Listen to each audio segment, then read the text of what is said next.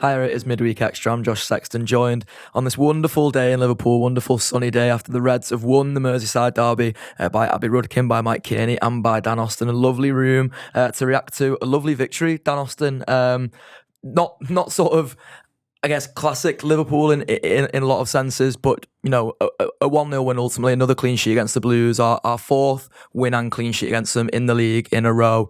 And hard, really, not to feel like it's just another huge 3 points in this journey towards the title. Yeah, that's all that it really needed to be. Yeah. There's no requirement to play well at this stage. It's just, can you do enough to win games against sides that you already know from the previous part of the season are not as good as you. And Liverpool are by and large managing to do that. They've probably been a bit less impressive over the course of 2025 than they were in the second half of 2024. But it doesn't matter. The whole point of having the big gap to everybody else is that you can be relaxed about things. And I think there are some matches, and last night's probably a good example, where if the gap were like 4 points or something, the crowd would get really nervous, and you'd maybe see some tension in the players and things like that. But the fact that they've done so well already means that they're just kind of able to drop that, I think, and just think we're better than this team, and if we just continue to persevere, we'll make something and it'll be fine. And they managed to score a really good goal and win the game without really having to be at anything like the top level, and that's absolutely fine. That was the way it felt as well, Mike, in the ground, really, didn't it? Because like Dan mentions about there maybe being some nerves if the gap was a little bit closer. I think there still probably were nerves in the first half, but maybe it was just sort of typical derby nerves almost, as opposed to Liverpool feeling like there's any sort of pressure in this title race. But I think you get a bit of like almost a bit of both with the let off for the goal. Like it's a bit of a we're about to win a derby here, but it's also, wow, this is a huge 3 points. Yeah, I mean, the goal celebration and the following Jota song probably felt a bit like of a release of the whole build-up of that week, PSG and Newcastle. We don't lose to PSG on the night, but we lose on pens, and everyone knows how Newcastle goes. And to be fair, the derby didn't really start in much greater fashion, but the second half in particular, it felt like that ball was only rolling one way down a hill that we liked instead of going against us, sort of thing. So it was just impressive to see us ratchet the pressure up and get the reward for it without really ever getting out of third gear, maybe even into third gear. But yeah, the thing of the release from the crowd, it was. I don't think it was relief. I think it was just like, it was almost like a bit more party than relief, wasn't it? Yeah, it was definitely just a case of like, that the break's done now and we've got these 9 fixtures ahead of us, and after this week anyway, it's one a week because we got Fulham at the weekends, and the win, really, which was just a case of like, we are that good actually, yeah, and we will be. We've lost one game in the Premier League all season. The time can play a trick on you, can't it? As I said, the losses on pens and to Newcastle in the cup final, the international break, the feeling like it's been ages since we've played and won, purely because time was that way, international break. Then we bounced back into a derby where, it did only really feel one way at a point. Everton probably should score the better chance, which they don't. And other than that, really, I didn't feel at any point that, they're going to score here. And as I said, it just felt like we built the momentum and the pressure the right way, and it pays off for us in the end with a really well taken goal by a man who's probably been desperate to do that over the last couple of weeks.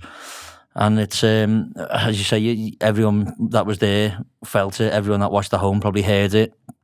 It was a relishing of a moment that now we're on the straight and narrow to win what we all want to win. And I think you could tell by everyone's face and the noise that was in that ground that night that's what the whole feeling was. Mike, spot on there, Abby, I think, to say that it was that sort of ratcheting up of the pressure. Like, it just felt like Liverpool turning the screw. Like, I remember getting onto the concourse with my mates who were sort of stood on the concourse at half time, and almost just acknowledging to each other, like, we're going to be sound here because like we've played, not great there first half, but not badly by any stretch of the imagination. And you could see exactly how in the second half it would pan out that Liverpool would get the goal they need, get however many goals they need. It turned out to only be one in the end, and that we'd all be flying with that. And like I think it's one of those games where if you watched it back now, besides the better chances, Mike says, that it would never really feel like the jeopardy was there once Liverpool do get that goal. It's like it always feels more horrible in the ground, and it will always feel more horrible in a game that means as much as a Merseyside derby. Derby does. But I think again it's one of them where you watch it back and the pressure is not as much as it feels like in that moment. Yeah, no, I think you're spot on. I can't say I was on the concourse saying to me dad, "Oh yeah, we're definitely going to win this," and I feel comfortable. I did not feel that at all at the time. I was sat there in my seat just feeling sick, to be honest, thinking, because I was right next to the Everton fans. I was in L1 facing them, so when they were celebrating throw-ins and stuff like that, it was making me question myself, where I'm like, I feel like we're in control here, but yous are all acting like you're the ones in control, even though shittest the way end I've ever seen, by the way. Sorry, I probably swore too early No, in you the sound. monetization, but it did just feel like, to me, watching it back, I've watched most of it back today, it does feel as though we were in complete control. And like Mike's just said, it didn't feel as though we were going out of their gear. Obviously there was mistakes, there was obviously Van Dijk had a few moments, Konate, they were really weird centre-half performances there last night, but at the end of the day it doesn't really matter, and Van Dijk made up for it for me when he owned Michael Owen on live TV by shutting up his narrative about it being just the Premier League. But in terms of just being in the ground, you could sort of feel the buzz around it, and I don't know if it was just, obviously it was release and relief of the fact that we've just had the worst month ever and we're coming off the back. Well, not the worst month ever. How dramatic's that? How lucky are we to be Liverpool fans, and that's the worst month of the season, I'll say. Yeah. And you get to bounce back in the derby, because that was something I was thinking is this the worst game for us to be going into? Everton drew 4 games in a row, something like that. They were scoring the odd goal. And I was thinking, against Everton, after all the, feeling deflated from the game at Goodison, is this the one that you really want to be going into? Would it be easier if we just had someone else at the bottom 3 or something like that, just to sort of pick yourself back up and score loads of goals? A game like that, it just felt like we needed to be lifted. But in the end, it turned out that the derby was exactly what we needed, because I feel a lift. You could see the players looked as though they were lifted because of it. And I mean, whether you think that goal's offside or not, which it's not, it stands. We win the game, and now it's 4 wins and a draw that we need. So Yeah. Doesn't get better than that, really. Well, Abby references the offside or non-offside as it is, Dan, for the goal. The refereeing in general was terrible, and I think that goes for both sides, really. Like I didn't feel like it was an exclusively Liverpool thing. I felt like the bar was high for what constituted a foul by an Everton player compared to what it was for Liverpool, but I think that almost is a little bit par for the course, and it's annoying, but like I almost can't get myself frustrated by it, because I know it's exactly the way that referees come into games with pre-context that a team who's gonna be in a low block and basically kick the fuck out of the other team are going to foul more, and then by virtue probably just give away less free kicks in the referee's eyes than the team who are meant to be playing really good football. So whenever one of their lads kicks someone, it almost stands out a bit more. But there's obviously been a bit of clarity around the decisions that were made last night. The PGMOL have come out and said that the James Tarkowski tackle should have been overturned and been a red card. Dale Johnson from ESPN, who's a great man and I won't hear any bad words said about him, says that it was a correct decision but by the laws of the game to rule that Diaz was onside or not. He was not involved in the play basically in the build up to the goal, and that Pickford should have had a yellow even though the play had already stopped, and Nunes was of course just booked for delaying the restart. But all in all, I mean, as I said before, as a refereeing performance goes, it was pitiful, to be honest. I really didn't think it was that bad. Really? Really? Okay. No, I saw people this morning being sort of really angry on both sides. The bigger stuff, so the non-red card is the VAR. Is it, yeah, support anything else? And he did. I'm not saying this means it's not a red card, but as the referee on the pitch, he made contact with the ball first. So I think it's very understandable that in the moment the referee would give a yellow. The referee that was doing the VAR, I don't think is a particularly good referee at all. So I think that one is more on him and the other people as well, because I think we always think, it's the one that's listed on the sort of team sheet that's the main VAR. There's like 5 of them that all talk to each other. So I'm not quite sure how that happened really. I think our goal should be disallowed, even though so by the rule, correct. Like it should stand. But I think the rule is wrong, because the only reason that Tarkowski plays the ball and plays it poorly is because he thinks he has to, because Diaz is behind him. So I can understand why they're angry about that, even though it's unjustified literally in the sense that the goal should count. That's the rule. Whatever, you should know the rule as well if you're a player and if you're a coach. But like if that happens in like a a final. Ultimately, the context of this game probably doesn't matter by the end of the season for Liverpool or Everton. Liverpool will finish in the same position and Everton will finish in roughly the same one. But like if that happened in the Champions League final in May to two sides and a team got away with that, that'd be crackers, really, I think. So I imagine now that has happened, maybe, I mean, they tinker with it every summer, don't they? And that's partly why no one knows what the rules actually are. Maybe it'll be something that would change. And I found it mad that they all played on. I say they all, Nunes and Pickford. Yeah. But the whistle had like really clearly gone. Yeah. Everyone else stopped. Well, I think it felt like Pickford's move is deliberate, isn't it? I think I don't know. Nunes is probably just enough of a doom brain to just play on, I think. But and then, well, so it sort of should be McAllister that gets booked because I'm pretty sure McAllister rolled him back on. I don't think it was Nunes' choice. Definitely directed. McAllister was like, get on the pitch. It was right in front of us, and everyone boosted him on. Roll back on. So Nunes looks bamboozled probably because he doesn't realise what's happening, really. But none of them ultimately, like, incorrectly affected the outcome of the game, I suppose. I know that it would have been really different if they were down to 10, but to be honest, it might have been harder. So I'm quite glad that it didn't happen, given how it turned out. It's correct that the goal counts, although maybe it'll change in the future. So I just find it quite boring, really, that like I feel like every single game I watch, whether it's in person with Liverpool or watching in a pub or on a telly or whatever, I'll like look at my phone the next day and both sides are convinced that there's a conspiracy against them. And I just think, is this not the fucking dullest thing in the world to act like every minor thing that might be a bit subjective is a campaign to do you down in some way?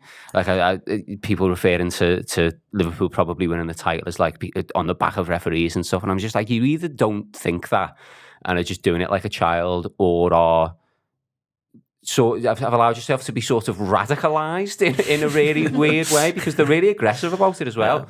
And genuinely every club does it, and I don't quite understand, and that's not maybe quite the same for this one, but I just feel like sometimes referees are just like probably mediocre. I'd probably say he was mediocre yesterday, not like horrendous, but certainly not good. And it becomes this storm of both sets of supporters thinking that there's this big thing against them, and I just think it's odd and weird and annoying. And it's never the thing we like to discuss, really, is it, Mike? To be honest, like you don't want to, especially when you come away from a game, and we mentioned how important the 3 points is. Mentioned like the idea of it just being a Merseyside derby that we've won. Like you almost want to come away and talk about, you know, what a great performance it was, 1-11, and we'll obviously go on to talk about some more sort of individual moments and performances from players as we go on. But like for me, Dan's probably right, really, in that like it is an indictment of the referees in a way. Like I think whichever way you perceive the performance to be, like Paul Tierney is one of the referees in the Premier League. He's probably one of the most highly ranked referees in the Premier League, really. And he's the one who sat on the VAR and gets the Tarkowski, you know, not overturn that decision, gets that completely wrong. And it's where, like, I think I mentioned this on AFQ Football the other day, because we got asked about like what rules would you change, and basically I said like I'd make sure that VAR is just only dealing in clear and obvious errors. But apparently from last night's sort of description, Paul Tierney basically didn't think it was a clear and obvious error by the referee. And that's where I'm just like, again, like Dan says, if you leave it up to subjectivity, like it's not a conspiracy or anything like that, like by any stretch of imagination. I think this happens to genuinely every club. But you look at that and you're like, if that's not a clear and obvious error, then like genuinely what is? There's no clear way of being a referee and then being a VAR, is there? Because they're all taking into account what the referee's seen, and they've got to say, well, that looks like what he's seen, so I can't change it. When he probably should just say, look, lad, just go and have a look. Yeah, he's injured here. I also think like on the like the. It's not corruption again. If there's any like shred of corruption, then it's basically just mates looking after mates, basically. But again, like we've heard that, haven't we, in the past, where Mike Dean said I didn't want to send any like, I'll use what he called them, tails to the screen because he's one of the lads. Like, no, just send him, and he might want to have a look at it again and think, oh, I've got that wrong there. And the lads, I think the last night's, is it Sam Barrett's his name, wasn't it? I think that's probably his biggest ever game. Look, he's looking right at the foul. As Dan says, he probably thinks, he's won the ball there, even though it's clear, you know, serious foul play, following through. Tarkowski knows himself. Well, he's grimacing there and then. VAR's a safety net there as well, by the way, because that's where he can look at it and be like, it's a yellow card, but then... The way the game plays out, though, like McAllister's down for genuinely 3 or 4 minutes, and I don't know how quick, there's no time bar on these things, is there? We've got to look at this, we've got to clear it in X amount of time. It's a bit inept, isn't it, to look at it and go, no, that's sound, actually. Whereas if he was the referee on the field, he'd probably feel a bit hard done by that the next day. We're all talking about this foul again and thinking, oh, I've missed that bad day. Why hasn't my mate said, I mean, mate, my colleague is the right way to say it, said, look, I think you should go and have a look at this again. It's poorly handled, isn't it? It's poorly handled week in, week out on these sorts of things. We've had it loads of times. Other teams will have it loads of times as well. Just the fact that we watch our games more in depth. It is just, it's staggering, to be honest. There's a couple of things at either ends. Like, there's early on, Diaz goes down and the linesman's got his flag immediately up saying it's corner. It's maybe a foul, maybe a corner, who knows? Like, you sort of get on with them sort of things, but the ones where it could impact on the game, like, it is just a case of, like, can we just get the big ones right, please? And I don't think enough of it happens. And as Dan says there's a thing potentially going into, like, a final maybe, if something like that happens. And it's like, just you have not played to the rules there. So it should be looked after better, obviously. And look, it's all done now. We've won. The game's done and dusted. But at the end of the day, had that gone the other way and McAllister's leg had been broken, then there was no two ways about it. The referee was going, "Oh my God, look at his leg, it's broke. So we'll send him off." He done it the other year, didn't he? To I can't remember the lad's name who tackled Elliott. But there was more. Strike. Yeah, Strike from Leeds.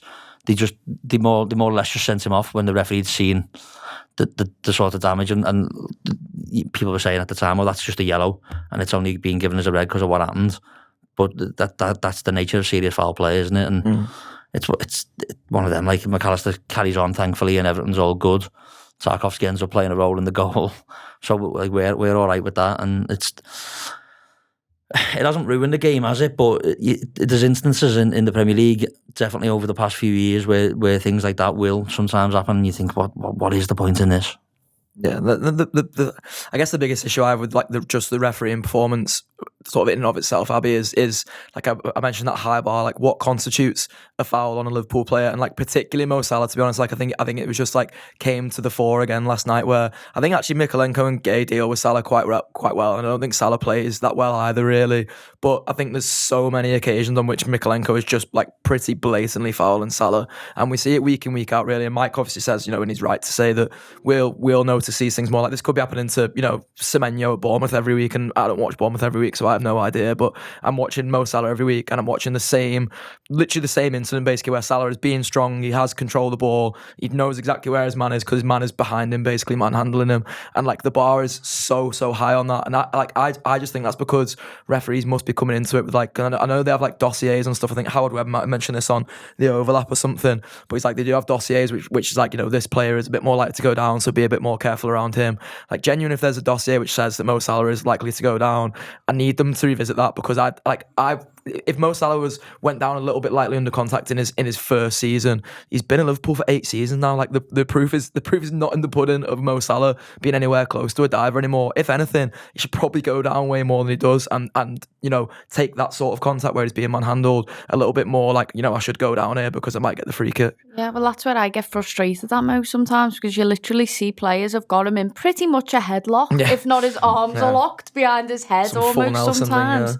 He's literally completely pinned to another player to the point where he can't move, and the refs just look at it as if, like, that's fine.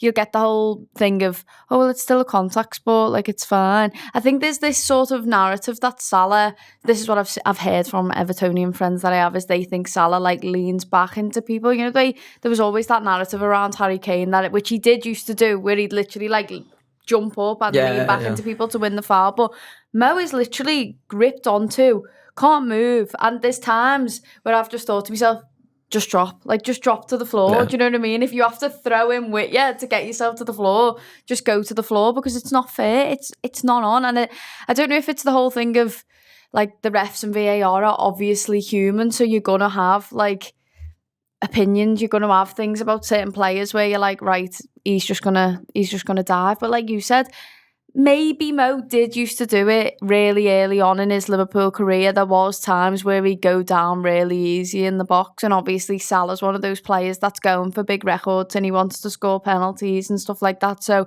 being able to win a penalty when he can's a big deal for Mo, not just for the team, but for his record. So I think the refs do have that sort of like preemptive opinion of Mo of he's going to try and win fouls and throw himself to the ground. But I think, like you said, they dealt with him really well. At the minute, people just put 2 men on him, don't they? And then he can't get out. I thought in the first half he was okay. I think he had 1 or 2 shots that were a little bit tame that I thought he could have been better with. I feel like the second half they started dealing with him a little bit more. There was even 3 on him at one point. But at first it just looked as though they were giving him a little bit too much space, and Everton knew how to deal with it then. I think people have sort of sussed that out a little bit with Mo, but at the end of the day, if the team needs to carry Salah for a couple of games, I'm not arsed. Like, he's done his work this season.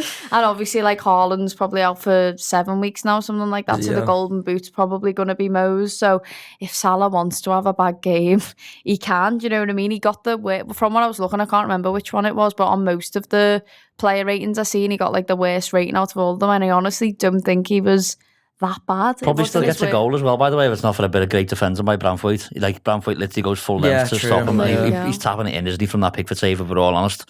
And he's denied by a bit of good, great goal, great defending. And then the narrative changes completely and the ratings go dead high and Salah gets awarded man of the match like he always does. He can have the worst game of his life sometimes and still manage to pull out a goal, but he didn't this time. But I know exactly what you mean. He literally, like, he could, honestly, I'm convinced he could get punched in the head and they go, oh, shit. He was leaning his head into his fist there. Do you know what I mean? It's so frustrating as a Liverpool fan, but at the end of the day, it is what it is. Yeah, we'll move on from that, Dan, because the first half, besides those sort of, a couple of those refereeing calls that happened in the first half, it probably passed by without real major incident, especially around the sort of Everton box in terms of Liverpool chances.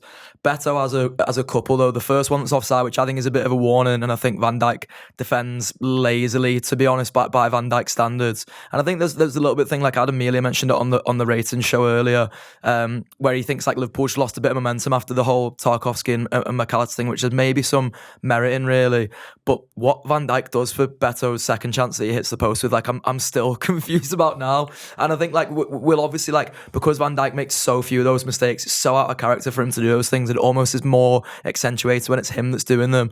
But, like, there was just that period where I was not convinced Everton were going to score. I thought Beto was going to score that chance that he hits the post with, but I was watching Van Dijk and you'd be like, can you just calm down for about 5 minutes and stop being mad? I thought that both of the centre-backs were very poor in the first half, which is not like them at all. Konaté's had a brilliant season and probably isn't lauded enough because he's playing against the man that he is. But I think the point about them losing momentum is correct. They started not like lightning fast, but relatively quickly. I think the length of time that McAllister was down really didn't help at all. And then obviously the first one, the one that's disallowed, the first Beto chance, is not a chance in that it's always going to be disallowed because he was slightly offside. But it wasn't like a trap offside. Van Dijk was on the turn and was just sort of if he was a bit quicker, he actually would have played him on, and then he would have had an extra step, so maybe he stops him or whatever, but it would have been a proper chance. The second one was a complete mess. There were a few balls that were played from the Everton right, sort of curled in towards Beto to try and run in behind onto. And Konaté completely misread them like 3 times.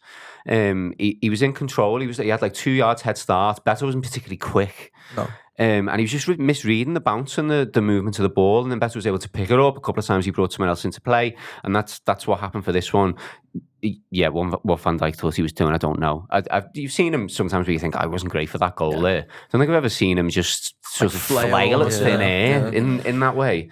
It was really odd. And I don't know whether that was being a little bit too relaxed and maybe thinking these aren't going to lay a glove out on us here because of the way that they've set up, and actually this fella up front isn't very good because I don't think he is very good. So maybe they were just overly relaxed, or maybe it was actually the opposite and they just panicked in a couple of individual moments. Don't know, but it was very out of character, and I think he should have scored the second one. It's quite unlucky to hit the inside of the post and then it goes the other way rather than into the net, but he should have scored. And really, like I thought they had a pretty good first half. Like in terms of what their game plan was, it's turn up and be difficult to create chances against, tick. Try and get some set pieces around the penalty area or from corners. I think they had one maybe that was in a decent position right at the end of the half that was headed wide by Alcaraz, maybe. Yeah. So tick.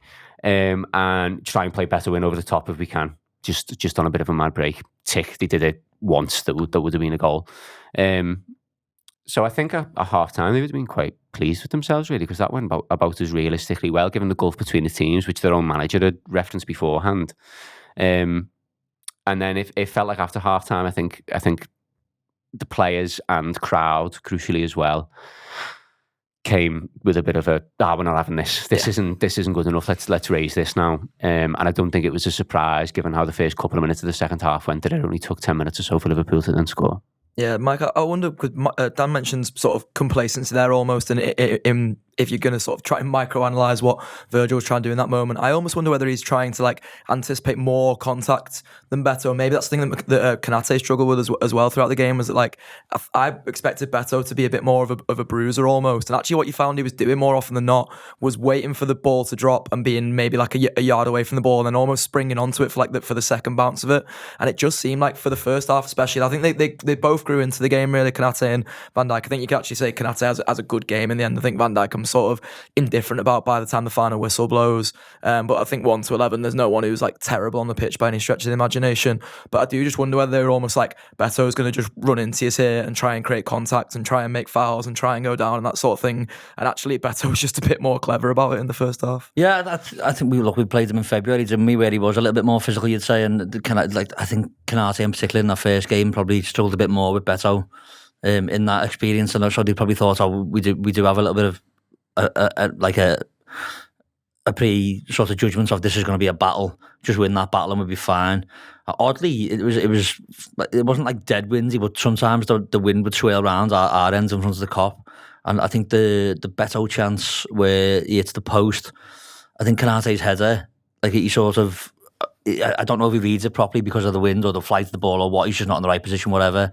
It all falls and feels weird. And Beto's in, it's the post. It's like, as you're saying, he's not really had to do much physical work. He sort of just read the situation a little bit better. Maybe he was a bit sharper. I don't know. It's one of them where you would expect him one thing, they sort of got another. And by the time second half comes around, it's dealt with more easily because of what's happened in that first half. And I think Dan's right. It probably is a little bit of I don't want to say like a laissez-faire attitude sort of thing. It's just like, oh yeah, he'll have the ball, but I'll catch him up. Or there's two of us here that are supreme centre halves that should look after this. And it did at times it did feel a bit like all we're going to be dealing with these long balls to this fella. So we do this in our sleep sort of thing. And thankfully, it never turns out to be overly. On the positive side for Everton in terms of that sort of threat goes away. We take more control of the game and get the goal. But there was that was their way home essentially. That and that I think everyone in that ground would have known that was the case from the team sheet essentially. And look, that's fine. There's more than one way to win a game of football. Had that work for them, if Beto's chance goes in, then they can really fall back into that shape and carry on doing what they were doing. Maybe that's where it sort of fell away for them. Like if the whiff of a post, we don't know that wheel doesn't exist because the post takes it away from the goal sort of thing, and it's fine essentially. And it's like a puff of the cheeks moment for Van Dijk and Konate, who definitely improved second half. Like Dan mentions, the whole players and the whole crowd do, and it's such a weird game, isn't it? Because and we've been to many Merseyside derbies where either A, we've been just too good, or B, it's been a proper battle and a draw. And I think it was tipping towards that in the first half. But the fact that the first half comes when it does, ends, and we just go, hands, we'll box this now, and not necessarily a rocket at half time for the players, because I don't think it quite needed that, but it was definitely a case of sharpening up their mentality and look, we'll just get through this. Yeah, foot on the throat. Yeah, foot on the ball, as well as we had a couple of chances in my first half where I think Diaz puts a cross in for Salah, and there's no real capitalisation on the momentum. The McAllister injury tackle thing sort of breaks it up a bit, and we lose momentum there. But second half, when we get the momentum, is where we learn from the first half, and we do put the foot down and just put more pressure on, essentially corners, shots at goal, and then the goal pays off. And I can't really recall many more chances after the goal. I said that the Salah one comes after the goal, doesn't it? The Gravenberch shot, or is that before? I think maybe before. It might be before, yeah.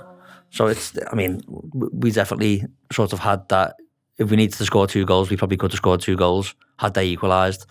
But it never really materialised for them, and thankfully, we were a lot sharper second half.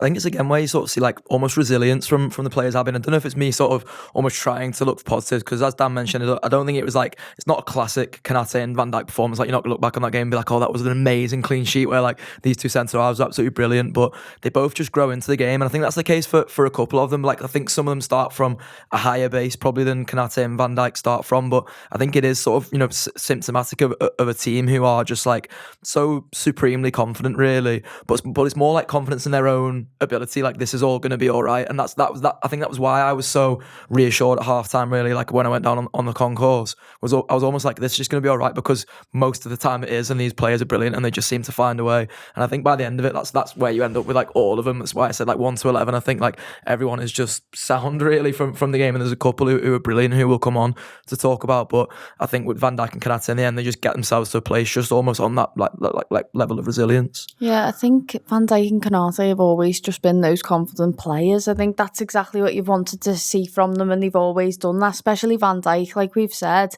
he just has that calm mentality about him where he's not the type of player that makes a mistake and flaps it and panics and then has the worst game of his life. Yeah. It sounds horrible to bring it up, but you remember Joe Gomez against Napoli, you make one mistake and then it turns into another mistake, and then you're panicking and you flap it and you need taking off. Van Dijk and Konate are not those players. They know that if they make a mistake, they're going to be able to pick themselves back up and go again and be fine. And I think Van Dijk's always had that confidence. He's always had that calmness about him, and sometimes it's to his detriment. I think with that almost Beto goal, he's thought he's had more time there, or he's miscalculated the ball, and sometimes he just gets away with it, and I think he forgets you're not always going to get away with it, Virg, sometimes it is going to go wrong, and at the end of the day it didn't even end up costing us anything, so it didn't really matter. And then you go into the second half and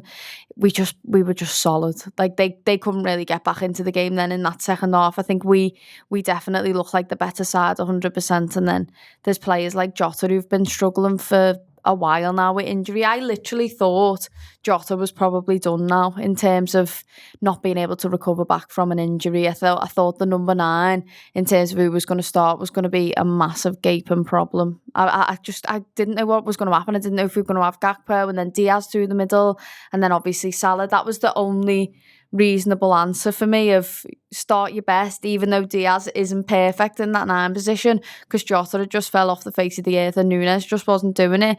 And then Jota puts in a performance like that, scores a goal like that, which is such a classic Jota goal as well. I'm sorry to jump ahead, but I just want to talk about how happy I am that Jota's been able to pick himself back up. And that's going back to the confidence thing.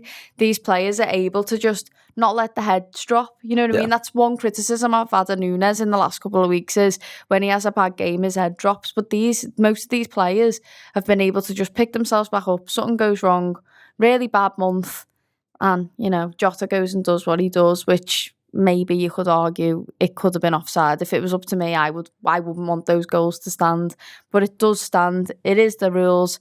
And I made up Tarkowski didn't get sent off because he wouldn't have had his contribution to that goal, which he literally flaps it because he thinks Diaz is going to be in behind him, but no, Diaz is offside. So then that goal ends up being ours. Thank you for that, Tarkowski. Yeah, am I even saying his name right? I think so, yeah. I think you're fine, yeah. For once, I'm pronouncing a name right. Well, Abby has nicely teased it there. We will move on to look at the second half performances and individual moments. But first, we're just going to hand over to John Gibbons now, speaking to the lovely people at Nugent Care about a big event they've got coming up. It is John Gibbons from the Anfield Wrap, and I'm delighted to be joined in our video studio by Ainsley Briscoe, who's a fundraising manager at Nugent Care. Ainsley, thanks so much for coming in. I really appreciate you coming in to see us. Thanks so much for inviting us. So tell us more about Nugent Care, first of all, because people in the city will know all about you. You've been here since 1881, which feels crazy, but maybe people a bit further afield won't know about you guys. So just a little bit on Nugent Care, first of all, if you don't mind. Absolutely, yeah. So Nugent are a registered charity which offer a diverse range of support from beginning to end of life. So we aim to create a pathway for those who are vulnerable or from disadvantaged backgrounds, so that whenever people need support, Nugent are there. So we care, educate, protect and inspire those in need, and that's through our range of services across homes, communities, education, social work and families.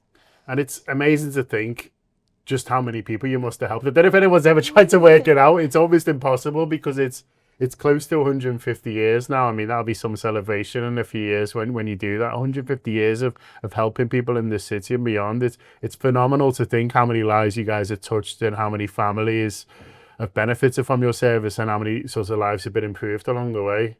Absolutely, yeah, and it's really hard to actually put a figure on that, because not only do you often help that individual, but it's the knock-on effect that has to everyone involved in their life as well.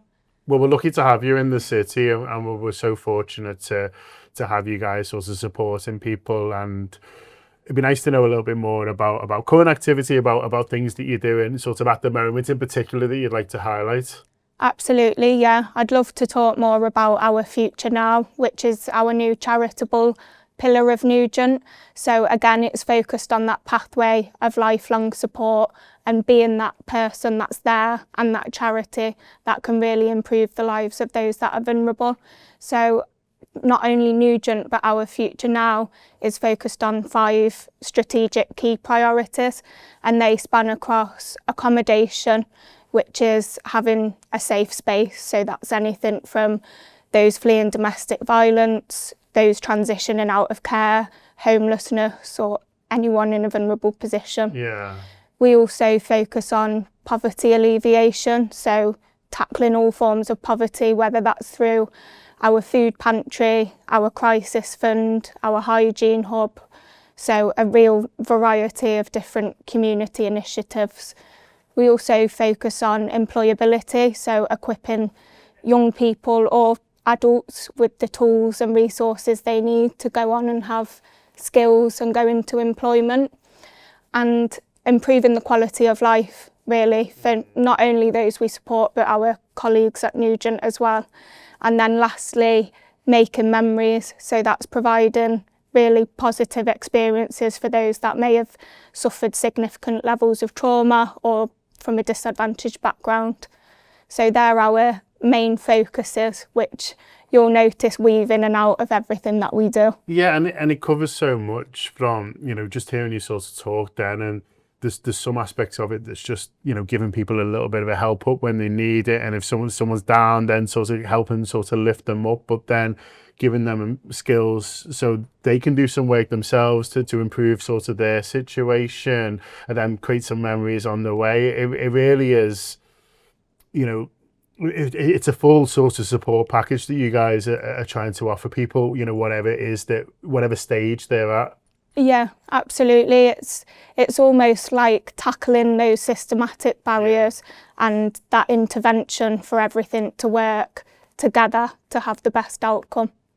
And that's what our Future Now will do. Yeah, absolutely. Well, best of luck with it. And it's another fantastic thing that Nugent are doing. Obviously, to run services like that and to help so many people and to have, so many people who are able to support it costs money, and it's tough, isn't it, for any charitable organisation? So I know you rely a lot on people's generosity, on people doing things, putting themselves into situations that maybe they wouldn't necessarily sort of choose to, but fundraising is a huge part of what you do and being able to help as many people as you can. Absolutely, yeah. And we, as you say, we couldn't do that without the generosity of our partners, supporters, volunteers.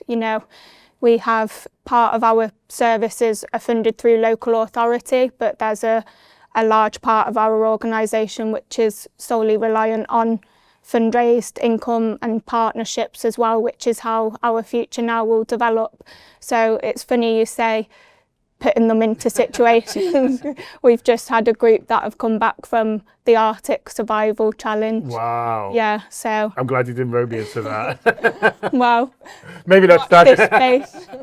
Yeah. I mean, what an experience that must have been. Yeah. Phenomenal and something to remember in terms of creating memories, but all obviously for you guys to sort of raise money. What an incredible thing. Yeah, it really was, and we tried to make it something adventurous and stand out each time. So the one prior to that was our Sahara Track Challenge, 100 kilometres. So being able to take those donors on a journey and show them the impact that they make is really rewarding. Yeah. Because each of them chose a different project that was close to their heart. So we had, for our Sahara Track Challenge, we had some of our supporters who raised funds for an outdoor gym at our secure children's home, because Nugent are actually the only charity in the country which operate a secure children's home, and that's for the top 1% of children in the whole of the UK on a welfare order. So they've often been victims of criminal or sexual exploitation and are in there to really stabilise those high-risk behaviours and be able to have a brighter future. So being able to implement an outdoor gym fitted underground just so they can experience a gym was really meaningful. Oh, incredible. And just to give young people who've, had such a tough start, this thing is absolutely incredible. Oh, good on the people who went and sort of did that. Something I want to talk about, which is next week, which is the sleep out. That's it again, 10th of April. It's all to raise money for our future. Now people can still support you and look to sort of support that event as well. Yeah. So we're still looking for sign-ups for that event. It's actually 1 in 4 homeless people at the moment have actually been in care themselves. So there's a direct link there, which shows the importance of our services all working together to create better outcomes. So the sleep out is basically, it's a tough challenge, but we count ourselves lucky that we have a home to go back to afterwards. Yeah, we do it for one night. Yeah, so it's experiencing just a fraction really of what it's like to be homeless. Yeah. So a lot of people will link homelessness to being those on the streets, but it's not. There's people that are sofa surfing, there's young people at 18 that often become homeless, but what makes Nugent so unique is that we offer that lifelong pathway of support. So when they do reach 18, Nugent will have a service for them to be able to live in. Just say, well, you're too old now and you're on your own. You've got that sort of pathway. That's brilliant. If people haven't done anything like that, I would encourage you to do so. We did the Kip on the Cop last year, and just in this sort of semi-secure environment, and it isn't exactly the same as what sort of people go through, but it does, open your eyes to think, well, imagine if I could had to do this every night, and imagine if I didn't know where I was sort of sleeping. And so we did the Kip on the Cop last year. I would encourage people, if you haven't done anything like it, obviously it's a great fundraiser for Nugent Care, but also it does give you a deeper appreciation of what you do have, but also a deeper sort of empathy, if you like, for the people who haven't got somewhere they can call their home. And so it is the 10th of April. It's Sudley House, isn't it? Which is it's quite a nice place to sort of go to and maybe sleep out if you get to pick somewhere. Sudley House in Mossley Hill, lots of stars. It's sort of the open area around there. So still looking for people to sign out, and they can find that through the Nugent website. Yeah, through the Nugent website. It's 6 p.m. till 6 a.m. So we have some fantastic speakers that are coming to the event as well. So our Chief Executive, Joe Henney, who's also Chair of Trustees at another organisation, Emmaus, which supports those who are homeless, is speaking, along with our headline sponsors, Kroll Call It Construction. We have a speaker, Andy Grant, who's an inspiration. Yeah, we know Andy. Oh, brilliant. Yeah, so Andy's speaking. And we also have the CEO of The Block, another fantastic charity. So we'll also be sharing the stories of those that have experienced homelessness themselves who will be coming speaking. And it's the chance for people to stand up together and experience what it's like, whilst also raising meaningful funds and awareness for the work that we do. Yeah. Absolutely. Well, if you can get involved and you can do the sleep outs, like I said, I would encourage you to do so. Go just to go and see Andy speak, and I'm sure Joe will be fantastic and the others on the night as well. But go along to the Nugent Care website. If you can't do the sleep out, do sponsor the people who are and do donate on there. It's incredible thing what Nugent Care are doing, have been doing since 1881. We've only scratched the surface, haven't we, of so many things that you guys do sort of across the city. We can put, we'd be here all day and all night sort of listing the amazing ways that they help people in this city. But thanks a lot for the work you do, and thanks so much for coming in today. Oh, thanks, John. It's been a pleasure. Thank you.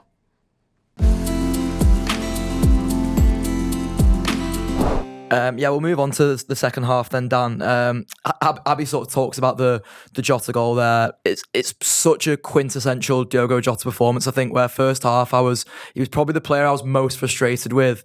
And that's saying something based on what we just said about the centre halves there, really, in the sense of like, there's honestly times in games where I just think Jota is like a non-factor for opposition, and that sounds like it's maybe like too extreme almost. I just felt like he wasn't giving Everton centre halves like anything to think about in the first half, especially. There's a couple of early moments just before the goal where there's a couple of little interchanges with Diaz and McAllister, and you can sort of see how a Liverpool goal happens. But then Abby's right to say there, like when the goal does come, like it is so like prototypical Diogo Jota goal where he's just like dragging defenders, so confident with the ball at his feet, and just like sits the goalkeeper down with such a nice finish. He wasn't offering very much at all, I don't think, which has probably been the case for a couple of months. Yeah. I don't think he's ever been particularly quick. I don't think he's any slower than what he used to be or anything. He's also not very tall. He's not that wide. He's playing against two massive centre-backs who are both very good players, I think, in the grand scheme of things as well. So that's really hard. And I always think that when he plays well for Liverpool, he's close to other players. That he's able to kind of make a bit of space for them or play 1-2 with them, spin off them, sort of working in smaller spaces. And I think a lot of the time when he's been playing lately, the ball's played into and there's no one within 20 yards. And that's just because that's the way that Liverpool play. And when Stott was a Feyenoord, he has Jimenez up front, who plays for Milan now, who is massive and really wide and quite quick and tries to get in behind and stuff. So I think it's just... He feels he's the best one, that he currently has to do that, but it's probably not the ideal type of player. And I think there'll be someone new that plays that position by September. But the goal was an example of when he is able to get close to somebody, and when it is a smaller space, and he can do that drop of the shoulder where you know exactly what he's going to do, but you can't really stop it because he's very good at it. Also, nick the ball back himself. You can argue that this isn't a chance really that Liverpool created. Jota won the ball. Yeah. Jota took the ball, sat someone down, sent the keeper the wrong way, and put it in. It pretty much was him. The pass that Tarkovsky blocked was a bad pass, really. One, it was to someone that was offside. Gravenberch wasn't able to pass, and two, it didn't get there. Yeah. It's Jota who turns a poor bit of play into a goal from nothing, really.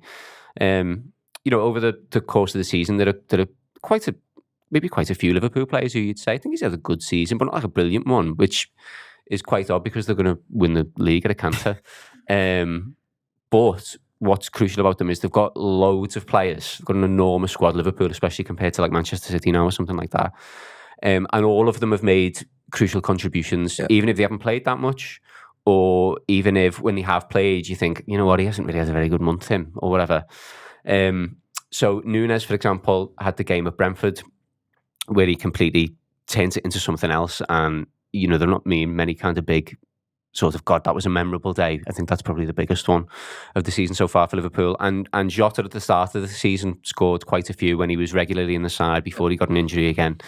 And has now come up with this that, again, just takes away any kind of feeling nervy after the break if Liverpool had not managed to score, if they'd drawn 0-0.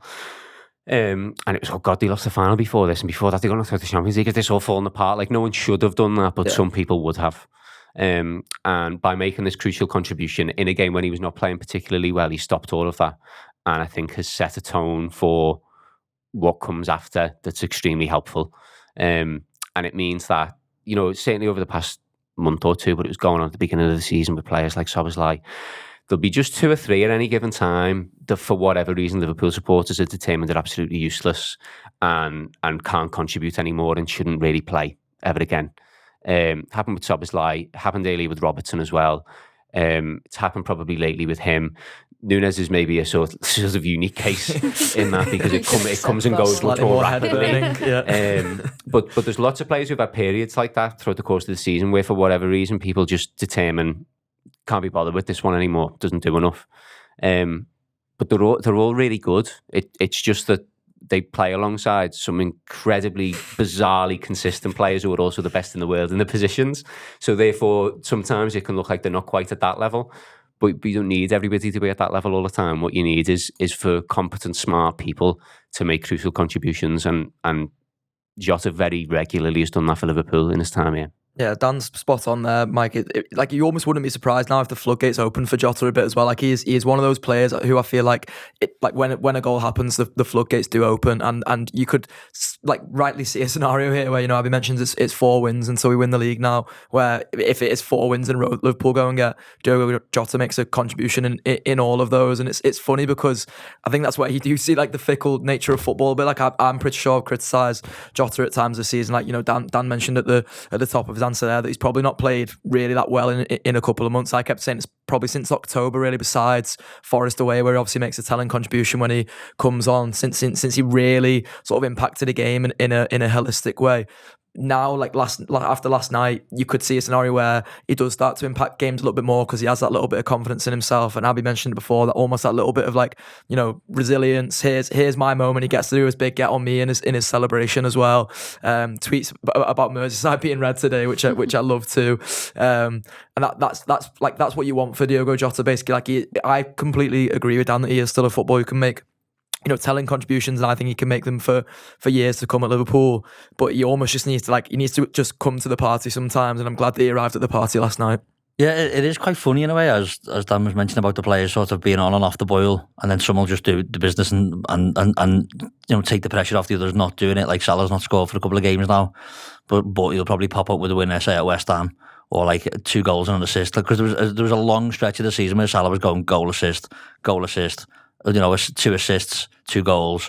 Like there was a game, literally I think it was like 10 games or 9 games where he'd done that, and then there was a stretch where Gakpo had scored 7 at Anfield in consecutive games at Anfield. He was scoring, and now he's off. He had a little bit of an injury, a little bit of rustiness. Got some minutes over the international break, comes on. Last night gets more minutes in the bank, and he'll do a little run. Jota hopefully starts a little run now, and Diaz will. I thought Diaz was superb last night. Work rate and ever, not a goal, but it doesn't need to be when we've got Jota doing the business for us there, and he will take rightly so as well a lot of confidence in the fact that he's Pickford thinks obviously he's putting this in the bottom right here, and he sort of he anticipates that, and Jota goes, nah, I'm not, and just like blams it in, and we have missed that. Like we really have missed it. He has the injury, doesn't he, in the Chelsea game, where that obviously takes a lot to come back from. I don't know if it was because Slot has this weird thing, doesn't he, where he was like not telling people what the injuries were in press conferences for ages. But then I think it did come out. I think that it was like a rib injury with a lung, punctured lung, was it? Like that probably does take a lot to get over, And yes, they are completely fit athletes, but that is a bad injury. It's a freak injury, isn't it? Yeah, it's a freak bad injury, and who knows what that takes out of you. It's something where you've got to be at 100%, and you're playing against other people who are physically at the peak of the powers, like athletes. Just being at 90% is going to be noticeable. And it's Jota always has these little injuries and spells out where he's come back. He had a couple of seasons ago, didn't he, in the game against Midtjylland, has the knee injury and comes back again that season, scores goals. So he will always do it. It's just felt like we sort of didn't want that to happen for his run while everyone else was starting to sort of look a little bit tired. The disappointment that everyone's talked about of the month of March, that yes was our worst month of the season, but we still managed to extend the lead at the top of the league in that period. So the fact that we've all got through the side of this international break now, Jota scored a goal, the front 5 is fit, Nunes is fit, Chiesa still on the bench, but looked fairly sharpish when he came on in the cup final. Who knows if he gets minutes? If he does, he's going to. But it's Taylor's all his time that now. It's the fact that if you do get the minutes, you've got to be sharp, and I think the fact that we've got Gakpo, Jota, Diaz, Salah, you'd expect it'll be any three of them four with help from the others at times, from the bench maybe, or horses for courses in terms of starting games here or there. But we've got all them back now, and I would not like to defend against any of them really. Yes, like sometimes you could say we need a bit more pace here or there. That will be addressed at some point in the future in transfer windows and what have you. But what we've got now is players that do know like how to kill games off when chances roll round, and it is this mad thing of like if three aren't playing well, then four will be, and we will get through. And look, we've been fantastic this season, and now we're seeing it out at the end. People forget. I think 1920 we win 13 games by 1 goal, and in that March as well before the lockdown came in, like Bournemouth at home was a 2-1 win, and Milner made a mad clearance off the line, which was like it was mad, but it was one of them gritty games where you just seen it out and we won.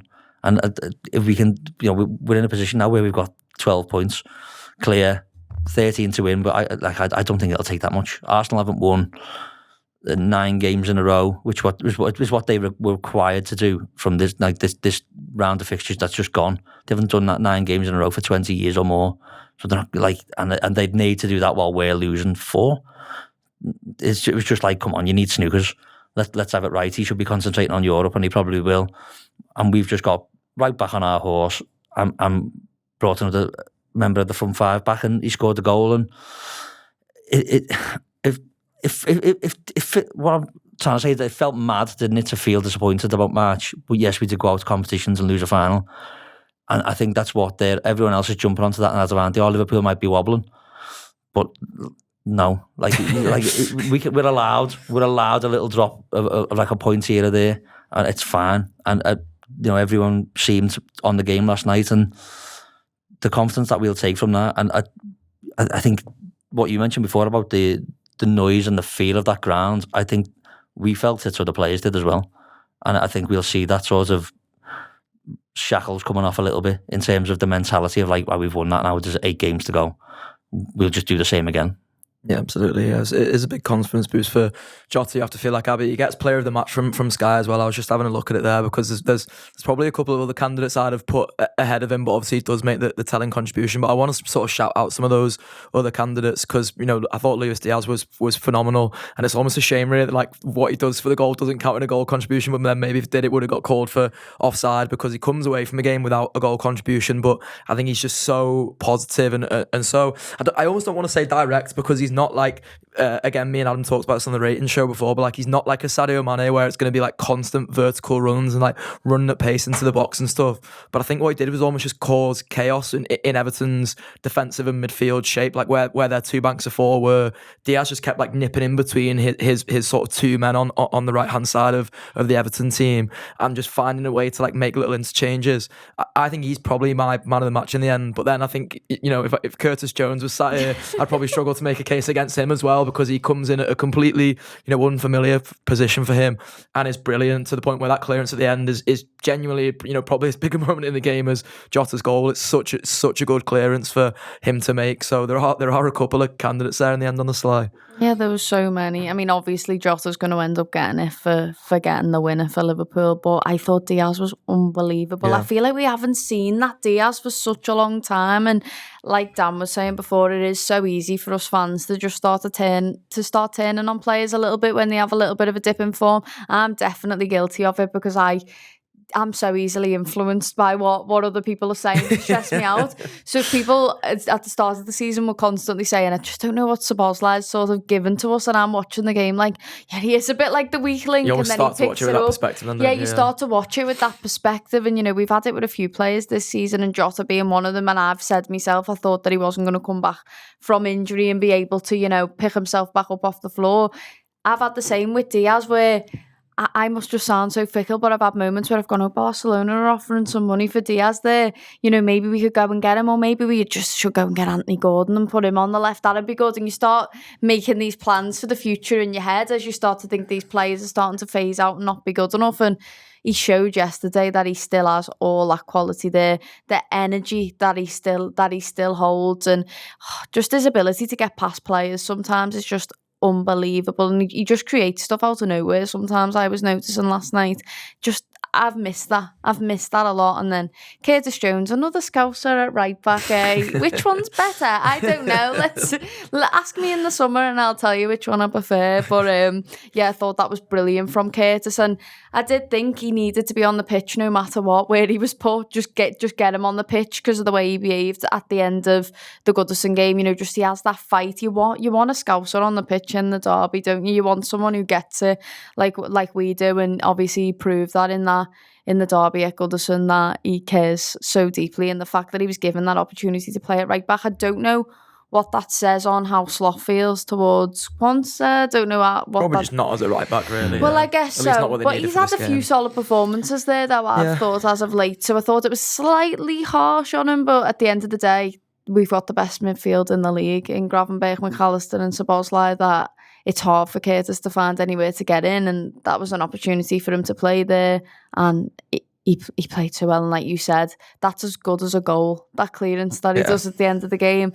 Oh my God, I celebrated it like a goal, and I'm still buzzing off it. But yeah, there was so many players that could have been given man of the match there yesterday. I think the Jones thing, Dan, because Slot talked about before the League Cup final, so I wonder if he had more time basically on the training pitch to make it work, whether we'd have seen that in the League Cup final. I think instead he just goes with Quansah because Quansah just has more sort of like reps and minutes there, really. I think where Slot arrived at last night, probably having had the chance to work on it on the training ground now, is that, well, I'd rather have like my fourth best midfielder on the pitch, as Abby says, with what we all think is the best midfield in the world, but definitely Liverpool's three best midfielders over the course of the season. I think you'd struggle to argue against that. I'd rather have my fourth midfielder on there to, almost cause Everton different types of problems, to keep them penned in at times we need to keep them penned in, and just give you so much of, and it's not a slight on Quansah at all, but give you so much of what Quansah just doesn't give you at right back. In the League Cup final, it was Harvey Barnes was the left side, who's a proper winger and is very quick. Yeah. And is good around the box. So I think you needed an actual defender to play that, really. But what you saw, especially in the second half, once Liverpool were 2 behind, was that Liverpool would have the ball in the middle of the pitch and someone would look up and go to knock a 10-yard ball right, because that's what you would do to Alexander-Arnold. And they would look and you could see, they would realise, oh God, it's Jarell. I'll go the other way. Because it's not his fault. He's a centre-back. He's nowhere near as useful on a ball, certainly not from a wide position. So I think it made total sense to say, well, whoever plays on the left for Everton is not going to be a proper winger, for one. They're not going to have loads of the ball. They're going to try and play on the break. Let's just have someone who's good on the ball there. And Jones, aside from the clearance, I can't really remember being properly tested defensively. There's no ball over the top of his head where he had to chase someone down or anything like that. So it was... I think they had Konate covering him with that sort of thing a lot, didn't they? Like the balls in behind. So that is really helpful when your defensive job is quite straightforward. I thought he played really well, and there was also an aspect of it that was not helpful for Liverpool, because going forward, and he'd obviously been told to do this, so it's not on Jones at all, but he was coming far inside and playing like a high centre mid would when he normally plays around the edge of the box. And what that meant was Salah was stood on the touchline, and they'd obviously told Salah, stay wide. I presume the thinking is, if you let them with the four defenders they've got be narrow, if you stand narrow, they'll just put all four of them in the box like centre-backs. You won't get through. So I get the theory of it. But it just meant that Salah was nowhere near the game for loads of it. He just stood on the touchline. Liverpool are playing around the edge of the area, and he's just out there. And it's like, well, that's the most effective player. Wouldn't it be quite good if... And because it was Jones wouldn't go on the outside, hardly ever. And it meant that in attack, Liverpool, I think, were a little bit one-dimensional. And that's not because of he wasn't playing well. It was just that it ended up with this sort of template that was not really working a lot of the time. I mean, he won't play that role again, I wouldn't have thought. But if they end up doing it, it would maybe be helpful if there's a way of doing it where Salah still gets to go near the goal.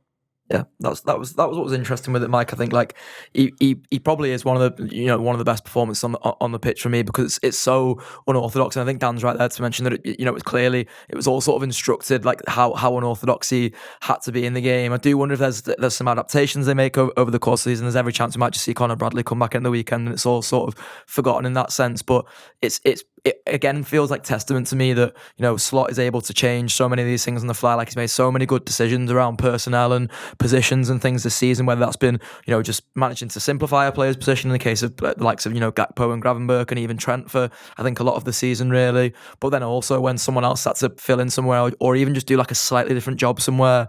I think you even see it with Diaz last night, where I don't think Diaz plays last night in the way that he's played for most of the season, really. I think he's almost asked to impact the game in a different way, but he's so effective in the way he's able to do it. And obviously, you know, it's testament to lads like Curtis Jones and lads like Luis Diaz. But I think, again, like, really the manager comes out of that game last night with loads of credit for me. Yeah, I think that's been one of the most impressive things about Slot this season is tweaks, you know, seem to always work. Like, it's not a case of like, oh, we'll throw Jones at right back and you know, we'll play the same way. You know, we play the way that suits, and yet, you know, we do sort of lose a bit of going forwards. Maybe with that tweak, you could ask the centre mid on Salah's side to, you know, to go around the outside now and again and let Salah come in. And maybe that's a way of making that work if we have to again in future. But as I say, we might never have that problem again. Bradley might come in on Sunday for Fulham and is the one then who's doing sort of the going wide and you know, coming in now and again and rotating round. A bit more normal to him, obviously, because he's done it in the past when he's needed to. And look, I think Jones did really well in terms of doing everything he was asked to do by the manager, as well as being, you know, good enough on the ball. Yeah, I don't think he gives money away, actually. I think I did see a stat, I can't remember exactly. I think he had 70 odd passes, of which 60, high 60s sort of on target, and that's doing your job, keeping the ball, you know, keeping it ticking over for the team, not giving it away, and that you fully expect that from a lad who can play centre mid. I do recall him playing right back madly at West Ham away for like 10 minutes, but we were seeing a lead out there again.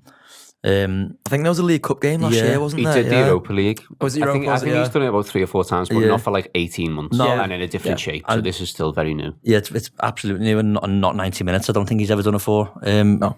So it's testament to the whole thing of the squad being trusted by the manager. The squad also then trusting the manager's ideas and putting them into use. And look, the league table does not lie. You know, we are where we are for a very valid reason. And that is because everyone's being good enough to do what's asked of them on a regular basis. And he's one where I think Abby mentions the midfield before, like the three of them. You know, he's had minutes in midfield as well this season, and it is sort of a testament to his character of right, this is 90 minutes, but it's also a Merseyside derby. You know, it's not going to be that much different to what I'm normally used to. Dan mentions he was cutting in and being in midfield for a large part of that game when we're on the ball. So it's just very good planning that turns out right. And look, if we don't get the draw, then maybe we talk more. The win, sorry, maybe we do talk about how things need to be different on that right hand side. How do we get Mo into the game a bit more? Is there ways around it? There probably is, but thankfully, as I said before, long term, it probably doesn't need to be that team again that'll be there. But if it ever has to be in future, then we know he's very capable of doing so. Did you hear Slot this morning in his Fulham press conference? He was talking about Jones, and he said something like, "Me and Richard have like discussed his performance, and obviously we've got to start planning for the summer, and it's really good to see that players can play in multiple positions," something like that. He was like, but when he was saying something like, when you're looking at the right back position, it's just good to know for the summer. And I just had that moment of, it's like a new signing. Please do not give me the narrative of it's like a new signing and Curtis it's gonna be Bradley and Curtis. I did just have that moment of, please don't tell me that's what it's gonna be, but it also sort of confirmed the whole, they're obviously having discussions over Trent moving. Do you know what I mean? It's obviously there are questions about that there, but I did have a moment watching his press conference this morning where I was like, don't start spinning that narrative, Slot, please. You know, you still want another one. Yeah, well, before all that anxiety in the summer, we have a league title to win. As Mike mentions, the league table doesn't lie. The Reds sit top of it by 12 points. Possibly more snookers to come. I do think Arsenal will drop more points before the end of the season. I don't think it is going to take all 4 wins for Liverpool to get this league title over the line. Who knows? Everton are playing in the weekend, so maybe a little favour from our blue brethren there as well. Nice one to everyone in the studio. Come on, you Blues.